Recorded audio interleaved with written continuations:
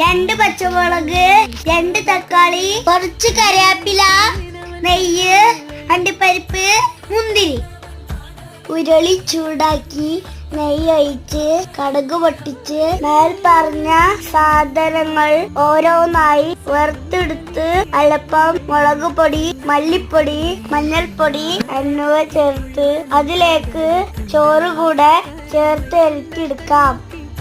ഞാനും എന്റെ അനിയത്തിയും ഭക്ഷണം കഴിക്കാൻ മടി കാണിച്ചാൽ എന്റെ ഉമ്മ ഇടയ്ക്കിടയ്ക്ക് ഉണ്ടാക്കി തരുന്ന ഒരു സ്പെഷ്യൽ റെസിപ്പിയാണിത്. ഇതിന്റെ കൂടെ ബുൾസൈ കൂടി ഉണ്ടെങ്കിൽ ഇത്രയും ചോറ് തിന്നാൻ വേറെ ഒന്നും വേണ്ട.